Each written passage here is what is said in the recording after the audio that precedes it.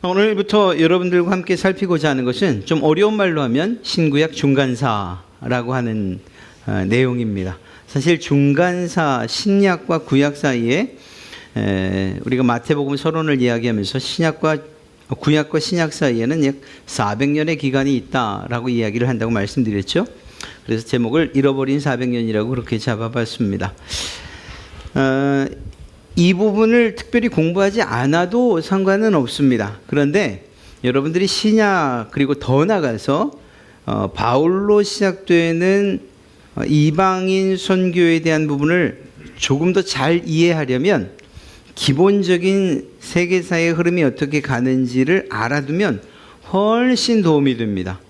왜 하나님께서 이 로마 시대에 그리고 바울이라고 하는 사람을 들어서 그를 이방인 전도자로 삼으셨을까 하는 것 등, 또 왜 하필이면 헬라의 시대가 아니고 로마 시대에 그런 일들을 이루셨는가 뭐 등등 여러 가지 것들을 우리가 훨씬 쉽게 잘 이해할 수 있게 됩니다. 그러면서 하나님의 경륜과 그분의 섭리 계획을 분명하게 알 수 있는 거죠. 그런 점에서 신구약 중간사 참 쉽지 않은 부분입니다만 여러분들과 함께 살피면서 은혜라기보다는 우리의 성경의 지식들, 성경을 좀 더 잘 이해하기 위한 그런 지식들을 좀 쌓아보는 참 쉽지 않은 표현입니다만 공부해 보도록 하겠습니다. 공부, 저도 싫은데 공부하자고 하니까 마음이 벌써 답답해지십니까? 하여튼 최대한 어렵지 않도록 그렇게 한번 풀어서 이야기해 보도록 하겠습니다.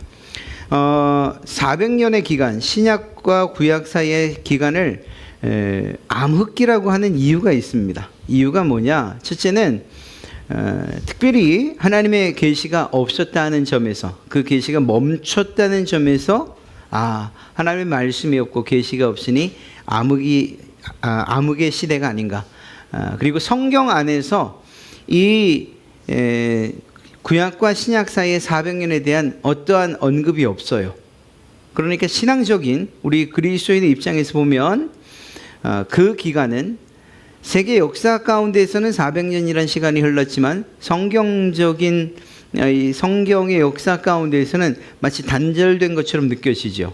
그래서 암흑기라고 이야기합니다. 그리고 또 한 가지는 실제로 이스라엘의 역사나 세계사에 해당하는 부분을 빼고는 자료를, 특별히 성경과 신앙에 대한 자료를 찾기는 쉽지 않습니다. 그런 점에서 암흑기라는 표현을 사용하기도 합니다. 오늘 여러분들과 살피려고 하는 것은 이스라엘 백성들이 바벨론의 포로로 잡혀간 이후, 즉 이 마지막 왕이 결국은 잡혀가고 죽게 된 이후에 그리고 나서 그 다음에 있었던 그 이후에, 즉 포로로 잡혀간 이후에 있었던 이야기들을 좀 해보려고 합니다. 그러니 마지막 왕이 시드기야가 눈을 뽑히고 바벨론에 잡혀가죠. 그리고 나서 성경에 약속한 대로 예레미야 예언대로 70년 뒤에 그들은 풀려나게 돼요. 그 내용과 그리고 그래서 실제로 포로기에서 끝난 이후에 이스라엘이 어떻게 재건되었는가 하는 과정, 그러면서 말라기의 상황까지를 먼저 좀 오늘 살필 것입니다. 그리고 나서 다음 주부터는 실제적으로는 성경이 기록된 어떤 내용들보다 그냥 실제 역사상으로 이 당시에 그리고 또 그 고대 근동 지역에 어떤 일이 있었는가를 쭉 살필 거예요. 다음 주에는 일단 바벨론 그리고 페르시아의 왕들이 어떤 왕들이 있고 성경에서 말하는 그 이름과 그리고 실제 세계사 가운데 기록된 그 이름이 어떻게 차이가 있는지. 예를 들면 우리는 세계사 시간에 페르시아 왕 가운데 아주 잔혹했던 왕, 그러면 크세르크세스, 300이라는 영화에 나왔던 바로 그 왕, 마치 괴물처럼 표현됐던 아닥사스다 왕이거든요. 그래서 실제로 성경에 기록된 호칭하고 그리고 실제 우리가 세계사 가운데 배웠던 그 호칭이 어떻게 매치가 되는가. 예를 들면 성경에는 수리아라고 되어 있지만 실제로 지금 지명으로 하면 시리아 뭐 등등 이렇게 살피면서 여러분들이 이렇게 다르게 생각했던 것들이 이 나라 이 사람이구나 그런 점들을 좀 살펴보려고 합니다. 성경에서는 바사라고 얘기하는데 그게 바로 페르시아이죠.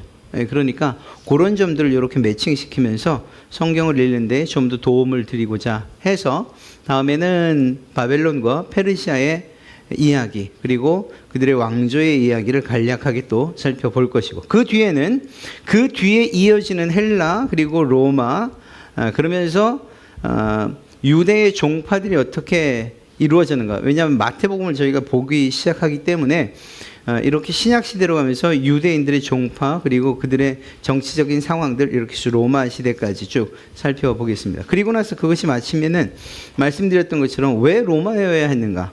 그리고 사도 바울의 이러한 전도 그리고 이 복음을 전하는 일들이 로마를 통해서 어떻게 확장되어지고 로마의 지배하에 있었던 것이 실제로 복음 전파에 어떤 유익이 있었는가. 거기까지 한번 가보도록 그렇게 하겠습니다. 은혜라기보단 성경을 공부한다는 그런 관점에서 좀 보았으면 좋겠습니다. 포로 귀환은 세 차례에 걸쳐서 이루어집니다. 그래서 제1차 포로 귀환, 2차 포로 귀환, 3차 포로 귀환이죠. 나눠드린 지도를 보면 거기에 두 가지 경로가 나옵니다. 보라색과 빨간색의 경로가 나오죠. 그래서 보라색은 세스바살과 스룹바벨의 이동 경로라고 해서 제1차 포로 귀환 시대에 움직였던 경로가 나오고요. 그 다음에 빨간색은 에스라와 느헤미야, 즉 2차와 3차 포로 귀환 때의 그 경로가 이렇게 나옵니다. 그러면서 각각의 해설이 담겨져 있죠. BC라고 하면 여러분들이 이미 아시는 것처럼 숫자가 높을수록 오래된 이야기입니다. 그러니까 예수님께서 오신 때를 기준으로 해서 AD는 우리가 말하는 것처럼 1, 2, 3, 4 순으로 시대가 흘러가고 BC라고 하면 이 숫자가 큰 것부터 작은 것부터 큰 순서대로 이렇게 흘러가죠. 그러니까 예를 들어서 위에 BC 537년과 522년에 세스바살과 스룹바벨이 각각 유대인 포로를 이끌고 귀환함, 이게 먼저 있었던 일이죠. 뒤에 BC 444년, 비록 숫자는 줄어들지만 BC 기원 전이라고 하면 숫자가 줄어드는 게 지금 현재와 더 가까운 때 일어난 일이라는 거죠. 그렇게 BC를 표시하는 기원 전 이야기하는 그 수치는 숫자가 작을수록 지금과 가까운 시대에 일어난 일이다, 이렇게 보시면 됩니다. 1차 포로 기환에 있었던 괄목할 만한 일은 성전이 재건됐다라는 거예요. 부서진 성전이 다시금 재건됐다는 거죠. 이 1차 포로 기환에 대한 내용은 에스라서 1장부터 6장 사이에 잘 기록되어 있습니다. 여러분, 북이스라엘은 어느 나라에 멸망당했습니까? 그렇습니다. 아수르에 의해서 멸망당했습니다. 아시리아라고 하는 나라죠. 그들의 통치 방법은 매우 잔인했어요. 그리고 이주 정책을 썼어요. 이 나라 민족을 이곳에, 또 이곳에 있는 민족을 또 다른 나라에, 이렇게 혼합 정책을, 혼혈 정책을 쓰죠. 그래서 여러분들이 이 사마리아 이후에도 사마리아에 대한 이야기가 나오는데, 왜 이렇게 이스라엘 사람들이 사마리아 사람들을 이방인 취급했는가? 바로 여기에 있습니다. 북이스라엘에 아수르가 침략을 해서 그 사마리아 성에 있는 사람들을 다른 나라로 이주시키고, 그리고 또 다른 이방 사람들을 사마리아에 거주시키면서 혼혈 정책을 쓴 거예요. 그러니까 순수한 유대인 혈통을 파괴한 거죠. 그래서 이들의 신앙도 민족성도 정체성도 다 부셔버린 겁니다. 그리고 난 다음에 실제적으로 사마리아 사람들은 이방인 취급을 그때부터 당하기 시작합니다. 물론 자신들이 원한 건 아니었어요. 정책 자체가 그랬고 거기에 그냥 휘둘릴 수밖에 없는 상황이었으니까. 그러나 나름 유대인들, 그리고 자신들의 정체성을 지키겠다고 하는 유대인들 입장에서 보면 사마리아 사람들은 이 민족성을 잃어버린, 하나님 백성이 아닌 이방인처럼 취급할 수밖에 없었던 거죠. 남유다는 어디에 멸망하는가? 바벨로니아에 멸망을 합니다.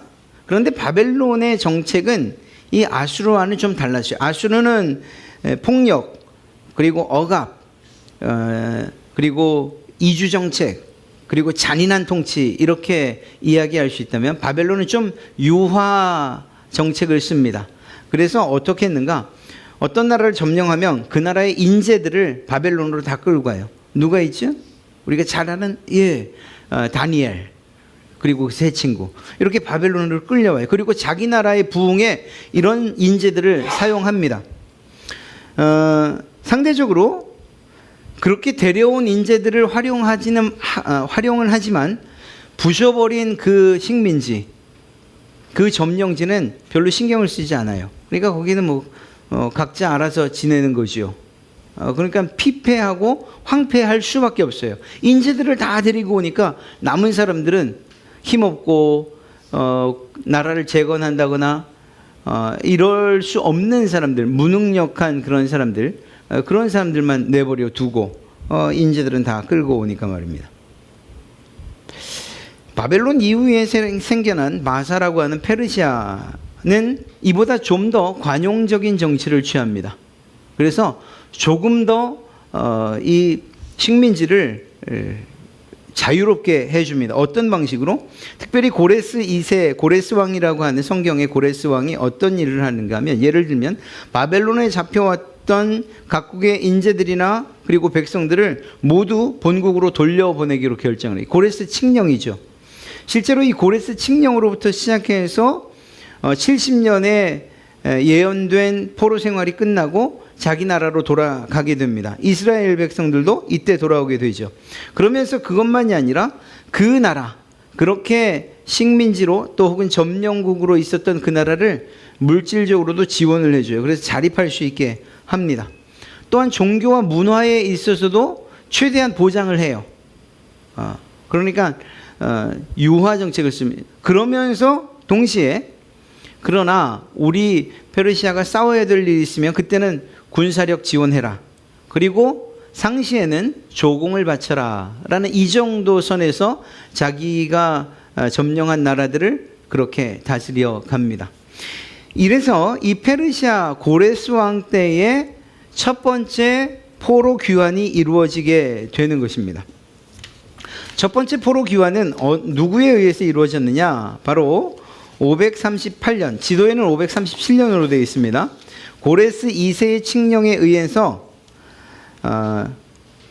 누구에 의해서? 바로 스룹바벨에 의해서 첫 번째 포로 귀환이 이루어집니다. 그러니까 BC 605년에 그러니까 첫 번째 포로로 끌려간 이후 70년 만에 드디어 자기 땅으로 다시 돌아가는 포로 귀환이 이루어진 것이죠. 예레미야가 늘 이야기하죠. 70년을 이야기했어요. 포로 기간 70년, 그리고 나서 하나님께서 회복시키실 것이다, 돌아가게 하실 것이다 라는 것을 계속 예언했죠. 예레미야의 예언이 실제로 이루어진 것입니다. 첫 번째 포로로 끌려온 이후 70년 만에 다시 포로의 귀환, 자기 고향으로 돌아가게 하는 일들이 이 고레스를 통해서 이루어졌으니까요. 70년이라고 하면 그렇게 짧은 세월이 아니죠. 우리나라가 35년이니까 그보다 훨씬 긴 기간. 그러다 보니까 우리가 잘 아는 것처럼 돌아가려고 하는 사람도 있었던 반면에, 야, 돌아가긴 뭘 돌아가냐, 그냥 여기서 살자, 우리가 이미 여기 삶의 기반을 다 마련했는데 굳이 또 거기 가서 고생할 일이 뭐가 있느냐라고 했던 사람들도 꽤 많아요. 그래서 남겨진 사람들, 그리고 흩어진 사람들, 디아스포라라고 하는 그러한 사람들, 그렇게 본국으로 돌아가지 않고 이방 땅에서 사는 사람들도 여전히 많이 있었다라는 사실을 알 수 있습니다.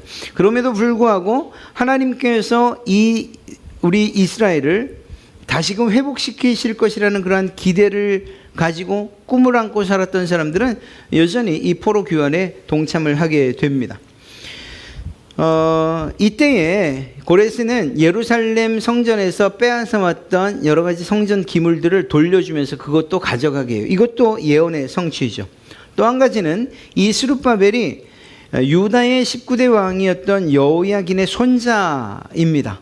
우리 왕족이죠. 그런 점에서 볼 때에 우리가 걱정했던 것, 여호야긴 이 시드기야의 마지막 죽음으로 혹시 이스라엘을 유다의 이 왕위 또 이 왕족이 드디어 끊어진 것 아닌가. 이 단순하게 왕권이 끊어졌다는 것뿐만이 아니죠. 하나님께서 다윗을 통해서 왕권을 약속해 주시고 영원할 것이라고 말씀하셨는데 하나님의 약속이 파기된 것은 아닌가, 이런 고민을 할 수밖에 없는 상황이었어요, 우리가 성경을 읽을 때. 그런데 오늘 읽었던 말씀을 보니 여호야긴이 여전히 살아있더란 말입니다. 그리고 그의 손자가 바로 이 스룹바벨인데, 스룹바벨을 통해서 다시 성전 재건을 하고 계시는 거죠. 그러니까 하나님께서 다윗에게 약속하셨던 다윗 왕조의 등불은 여전히 꺼지지 않고 이어져 가고 있는 거예요.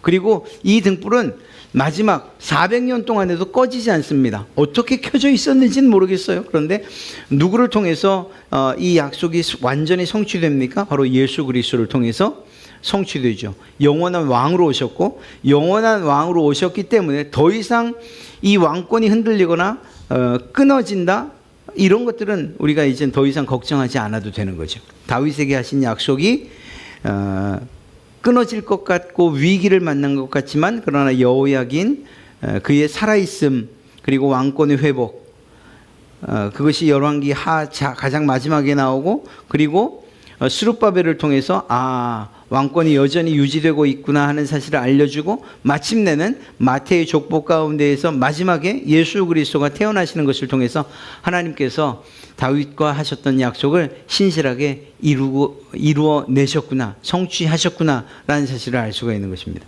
하나님은 이렇게 약속하신 것들을 단 한 번도 파기하시거나 스스로 깨신 적이 없다니까요. 하나님의 약속은 이렇게 신실합니다. 여러분에게 하신 약속도 반드시 이루어질 것이고 성취될 것을 믿으셔도 충분합니다. 걱정하지 않으셔도 됩니다. 여러분에게 하셨던 내세 약속, 천국의 약속들, 그거 사라지거나 흐지부지 되는 일 아니에요. 여러분들이 믿음을 가지고서 흔들리지 않고 그 하나님만 신뢰한다면 반드시 그 약속이 이루어질 줄로 믿습니다. 자, 이렇게 성전 재건에 착수해요. 그런데 문제가 생깁니다. 유다 백성들이 떠난 뒤에 그 땅에 와 살던 또 다른 이주민들이 이 성전 재건을 방해하기 시작합니다. 그리고 그 괴롭힘이 아주 심각했어요. 그것은 말씀드린 것처럼 이 에스라서 1장부터 6장 사이를 보면 잘 알 수가 있습니다. 특히 아까 말씀드렸던 사마리아 사람들, 그들이 우리도 이스라엘 사람들이다, 우리도 유대인이다, 우리도 그러니 성전 건축, 성전을 재건하는 이 일에 우리도 참여시켜주라, 이렇게 요청을 합니다. 그런데 스룹바벨이 단호하게 거절을 해요. 아까 말씀드렸던 것처럼 이미 그들은 혼혈 족속들이 됐고, 그리고 이스라엘의 정통성뿐만 아니라 정체성도 잃어버렸고, 무엇보다 신앙의 이러한 그 순수함을 다 잊어버리고 만 거죠. 그러니까 믿지 않는 사람들을 성전 재건에 참여시킬 수 없었던 거예요. 그래서 그들의 요구를 거절합니다. 그러자 이들이 사마리아 사람들이 멈춘 것이 아니라 오히려 그 스룹바벨 위에 이 페르시아 관료들을 찾아가서 고자질을 하고 거짓 증언을 합니다. 뇌물을 주고 상부에다가 이 사람들 지금 그냥 두면 안 됩니다. 이 사람들이 페르시아를 배반하려고, 왕을 배반하려고 지금 음모를 꾸미고, 이런 이야기들을 해서 결국은 성전 건축이 잠시 멈춰요. 근데 잠시가 아니에요. 실제로는 16년 동안 멈춰요. 그 일 때문에. 그리고 나서 그 16년 동안 멈췄던 그 성전 재건이 다리오 왕 때 다시 시작이 됩니다. 그래서 학개와 스가랴에 의해서 성전 공사가 다시 시작되고, 마침내 성전 제2성전이라고 하는 이 예루살렘 성전이 완공이 되죠. 솔로몬 성전과 비교하면 참 보잘것없는 그런 성전이에요. 그럼에도 불구하고 다시 예배드리고 제사 드릴 수 있다는, 하나님께 예배할 수 있다는 그 감격 때문에 모든 성도들이 그 감동을 하고 눈물을 흘리고 정말 다시금 이스라엘을 세우실 것들을 기대하면서 그렇게 제사를 드리고 예배를 하죠. 이후에 에스라서 7장부터 11장까지 기록되어 있는 2차 귀환이 시작됩니다. 이때도 역시 이 성전 재건은 이 1차 때 완료된 것이고요.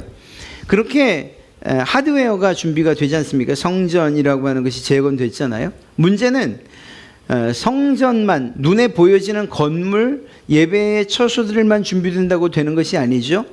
중요한 것은 이스라엘 백성들의 마음이고 그리고 그들의 신앙이에요. 이 소프트웨어가 잘 작동되어야 되지 않습니까? 그것이 2차 귀환 때 이루어집니다. 누구를 통해서 2차 귀환이 진행되는가? 바로 에스라라고 하는 사람을 통해서 2차 귀환이 이루어집니다. 그래서 458년 BC 458년에 에스라가 귀환을 하죠. 근데 이 에스라를 이야기할 때에 뭐라고 이야기하느냐? 학자라고 그렇게 표현합니다. 그러니까 하나님의 말씀에 정말 정통했고 또 그것을 가르치기에 충분한 사람이었어요. 그래서 실제로 하나님의 말씀을 가르치면서 이 이스라엘 백성들의 신앙의 갱신, 그냥 우리가 쉽게 말하면 그들의 신앙의 개혁을 이루어가기 시작합니다. 그리고 예전 미스바 대각성 운동과 같은 그러한 신앙의 각성 운동을 이 에스라가 일으킵니다. 그러니까 이제 준비가 된 거죠. 예배를 드릴 수 있는 장소로서 성전이 완공됐고 그리고 그 예배를 드리는 사람들의 마음이 준비되는 일, 바로 이 에스라가 성공적으로 해낸 것이죠. 이제 다 된 것이 다 됐다 이렇게 이야기할 수 있는데 한 가지가 남았습니다. 그럼에도 불구하고 무엇이 필요했느냐? 여전히 나라에 대한 위협은 존재하죠. 그래서 예루살렘 성벽이 여전히 허물어져 있었고 그것이 다시금 보수되고 그리고 깨진 성벽들이 다시금 세워지는 일들이 필요합니다. 그것이 누구에 의해서 이루어지느냐? 바로 느헤미야의 인도로 444년 귀환하면서 이 느헤미야가 성벽 재건에 박차를 가고 실제로 52일 만에 성벽을 완전하게 재건합니다. 이제 완전히 한 나라로서 그러면서도 하나님을 중심으로 살겠다고 하는 그런 준비가 다 완료가 된 거죠. 1차에는 성전이 재건되고 2차에는 신앙의 회복이 일어났고요. 3차에는 나라로서 나라를 지키고 보호할 수 있는 성벽이 마련된 거죠. 그러니까 1차, 2차, 3차 포로 귀환을 통해서 하나님께서 이스라엘, 무너지고 황폐했던 그 이스라엘을 나라의 모습을 갖춰주신 거예요. 그리고 1차 때는 스룹바벨, 2차에는 에스라, 그리고 마지막 3차에는 느헤미야를 통해서 필요한 것들을 잘 마련해 주시고 또한 준비시켜 주셨죠. 2차와 3차는 이 아닥사스다 왕 때에 이루어진 일입니다.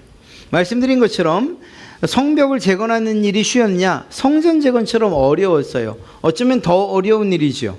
왜냐하면 성벽을 재건한다는 것은 이웃 나라들에게는 위협일 수밖에 없지 않습니까? 야, 저것들이 이제 성벽을 쌓는다? 잘하면 이제 우리를 공격하겠는데? 이런 위협을 느낄 수밖에 없네요. 주변 나라들 입장에서는. 그러니까 실제로 아주 큰 반감과 반발들이 일어납니다. 역시 이때에도 사마리아가 앞장서요. 우리가 잘 알고 있는 산발랏. 이 사마리아 성의 산발랏 같은 경우에는 이 성벽 재건의 주도적인 역할을 하던 이 느헤미야를 암살하려고까지 합니다. 물론 성공하지 못하죠. 사마리아만 그랬느냐? 암몬 사람 도비야, 아라비아 사람 게셈 등 모든 사람들이 느헤미야를 위협하면서 성벽 재건을 못하도록, 성벽을 보수하지 못하도록 갖은 방해를 다 합니다. 그런데 놀랍게도 낮에는 성벽을 재건하고 밤에는 보초를 서면서, 그러면서도 신앙에 흔들림이 없도록 예배하고 또 그러면서 이렇게 성벽을 지어가는데 이게 52일 만에 채 2달도 되지 않아서 완전히 지어진 거예요. 이게 놀라운 역사라고 하지 않을 수가 없는 것이죠. 이렇게 해서 나라가 든든히 서 가는 듯 싶습니다. 제가 왜 듯 싶습니다라고 하느냐? 이게 안타까운 게 귀환했을 때에 실망도 적잖이 했어요. 야, 차라리 그냥 바벨론에 있을 걸. 와서 보니 다 무너지고 땅은 황폐하고 그 일들, 성전을 세우고 성벽을 세울 그럴 마땅한 인력들이나 사람들도 없고 물질들도 없고, 그러니까 맨 땅에 헤딩하는 것 같은 거예요. 나라를 다시 재건한다는 것 자체가 얼마나 낙심되겠어요. 그렇지만 그럼에도 불구하고 거기에 아주 뛰어난 지도자들, 스룹바벨이나 에스라나 혹은 이러한 느헤미야, 이런 지도자들이 정말 그들의 마음을 움직이고 동력, 그들의 마음을 마음을 하나 되게 해서 그 일들을 이뤄냈지 않습니까? 그때에 그들에게는 적어도 하나님께서 은혜를 베푸시겠다. 그래서 우리가 회개하고 경건의 삶을 살아야겠다라고 하는 그러한 그들의 삶을 움직이는 동인이 있었어요. 우리가 이제 다시 포로되지 않기 위해서는 회개와 그리고 경건의 삶을 살아야겠다. 이게 초반에는 있었다니까요. 초반에는 성전을 짓고 에스라엘에서 신앙의 회복이 일어나고 그리고 성벽을 지으면서 정말 마음을 합해서 그렇게 준비될 때까지는 그런 마음이 있었어요. 그런데 이게 점점 흔들리기 시작합니다. 왜냐? 성전을 다시금 재건하고 그리고 거기서 예배를 하고 그리고 성벽을 쌓아놔서 한 나라로서 세워지면, 그러면 하나님께서 약속하신 그런 놀라운 축복들이 막 쏟아지고, 그리고 무너졌던 다윗의 왕권이 회복됨과 동시에 잃어버렸던 땅들을 회복하고, 그래서 솔로몬 시대에 이루었던 그러한 부흥의 시기를 다시 맞이할 줄 알았던 거죠. 근데 실제적으로는 그런 일들이 일어나지 않은 거예요. 낙심을 하기 시작합니다. 하나님께서 이렇게 우리가 다시금 예배하겠다고, 우리의 마음을 하나님께 헌신하겠다고 하면 뭔가 놀라운 일들이 있어야 되는데 실제적으로 그런 일들이 일어나질 않은 거지요. 그러면서 느헤미야는 다시금 페르시아로 돌아갑니다. 그러다 보니까 유대인들이 지도자를 잃어버린 것 같은 상황이 되고, 그래서 그들의 신앙이 전체적으로 흔들려 버릴 수밖에 없는 이런 상황이 벌어지고 만 거예요. 그러다 보니 가장 문제가 어디에서 일어나느냐? 하나님께 예배하는 이 제사, 그러니까 예배가 먼저 무너지기 시작합니다. 그래서 열정도 열심도 모두 사라져버리고 맙니다. 어느 만큼 문제가 생기느냐? 성전은 예배가 드려지지 않고 그냥 형식적인 예배만 있다 보니 그 기능을 상실하죠. 무엇보다 예배를 드려야 되는, 그리고 제사를 집례해야 되는 레위인들이 먹고 살 게 없는 거예요. 이유가 뭘까요? 이들에게 필요한 물질들, 그러니까 11조를 공급하지 않았던 거예요. 백성들이. 사실 이스라엘 백성들에게 있어의 11조는 단순하게 그냥 10의 하나를 드린다, 하나님께 드린다는 개념, 그것을 넘어서서 예배하는 사람들, 예배를 주관하는 사람들, 그리고 사회적으로 약한 사람들, 약자들에 대한 그러한 하나님의 배려거든요.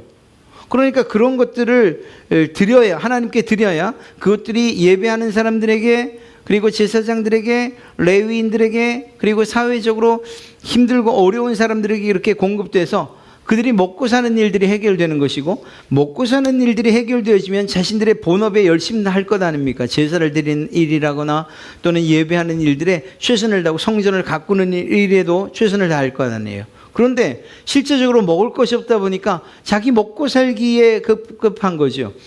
그러다 보니 성전 예배도 대면대면 할 수밖에 없고, 그리고 제사하는 일들이나 성전을 관리하는 일도 결국은 손을 놓을 수밖에 없게 된 거예요.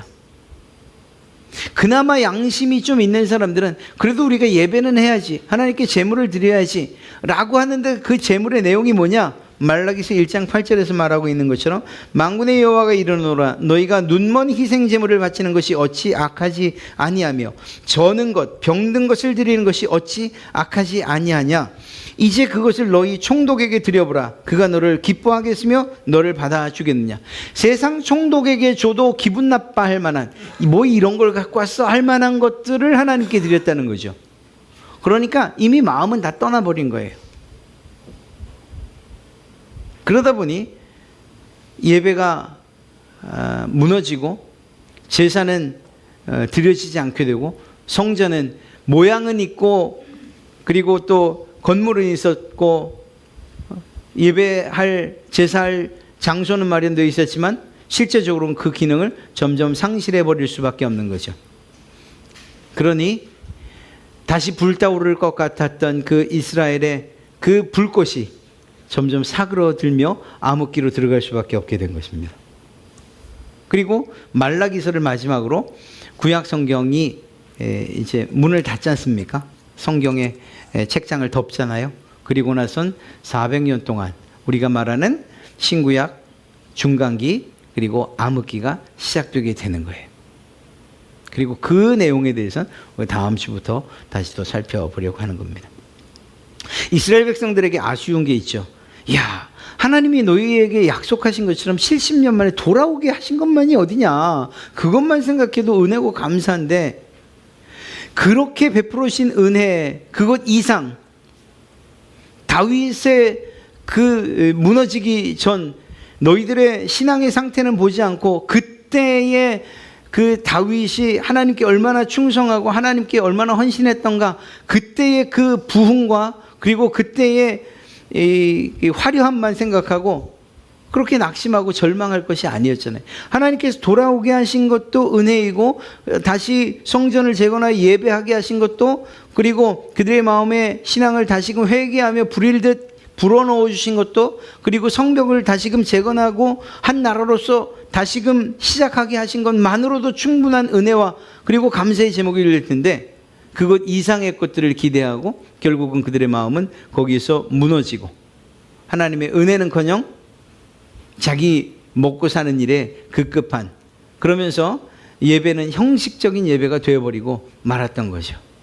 그런 일들이 이제 말라기의 내용에 보면 너무나 자세하게 나타나 있어요. 이스라엘이 정말 이제 암흑기로 들어갈 수밖에 없겠구나라는 그런 일들 말입니다.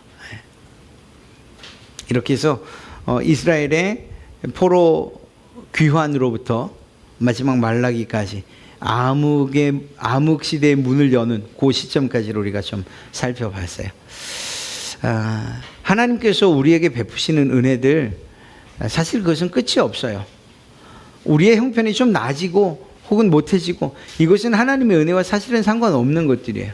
우리의 마음이 하나님께서 주신 것들을 더 기억하느냐 그렇지 못하느냐 감사하느냐 불평하느냐 사실 이런 것들이 더 중요한 것 아니겠습니까? 이스라엘 백성들이 자신들에게 베풀으신 하나님의 은혜 그리고 다시 시작하게 하신 것들에 대한 감사함을 가지고서 지금 당장 이루어지지 않는 것 같지만 그러나 하나님의 은혜가 우리에게 지속적으로 베풀어지고 있고 지금 현재 이미 우리는 은혜 가운데 있다는 사실을 알았더라면 그들이 예배에 그렇게 대면대면 했을까?